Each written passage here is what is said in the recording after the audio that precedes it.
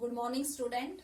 आज जो है हम कक्षा 9वीं का जो आपकी दूसरी बुक है कृतिका का सेकंड चैप्टर मेरे संग की औरतें स्टार्ट करेंगे।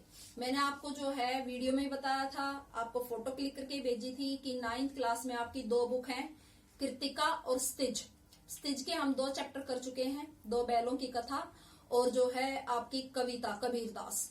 अब है कृतिका का सेकंड चैप्टर। फर्स्ट चैप्टर जो है इस जल प्रलय में कटा हुआ है एनसीईआरटी की तरफ से। तो आपका सेकंड चैप्टर है मेरे संग की औरतें। अब संग क्या होता है? साथ।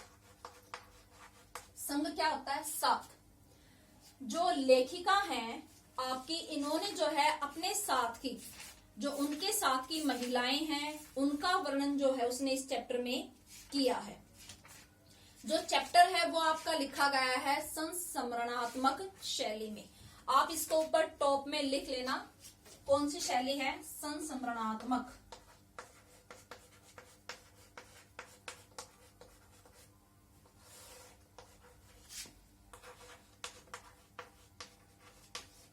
बुक में ऊपर जो स्पेस दिया गया है यहां मेंशन कर लेना कि संस्मरण शैली में ये लिखा गया है।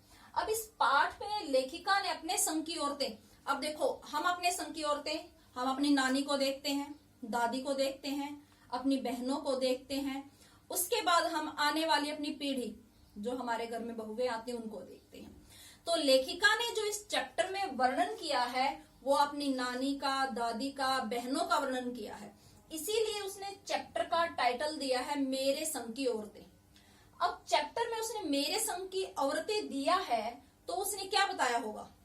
उस टाइम की जो औरतें थी उनका रहन सहन, वो किस तरह से जीवन यापन करती थी, कुछ अलग हटकर लेखिका ने बताया है। इसीलिए उसने चैप्टर दिया है कि उसकी नानी है, उसकी दादी है, उसने जो वर्णन किया है कि वो जो है पुराने जमाने की महिलाएं थी, लेकिन वो जो है लीक से हटकर चलती हैं, वो समाज में कुछ नया करती हैं। इसीलिए लेखिका ने उनका वर्णन जो है इस चैप्टर के माध्यम से किया है कि जरूरी नहीं आप परंपराओं में बंधे हुए हो तो आप कुछ नहीं कर सकते। लेखिका ने दिखाया है कि वो सभी परंपराओं को, सभी रीति रिवाजों को निभाते हुए जो है समाज में कुछ ऐसा करती हैं जिसकी उम्मीद, जिसकी कल्पना कोई नहीं कर सकता। जो उनकी दादी और नानी है वो समाज के लिए एक उदाहरण है। साथ में जो है लेखिका 5 बहनें, उन्होंने जो है अपनी बहनों का वर्णन भी इस पाठ के माध्यम से किया है। तो एक क्रांति, एक सोच को बदलने का प्रयास जो है मृदुला गर्ग ने जो है इस चैप्टर के माध्यम से किया है। लेखिका कौन है इसकी? लेखिका है मृदुला गर्ग।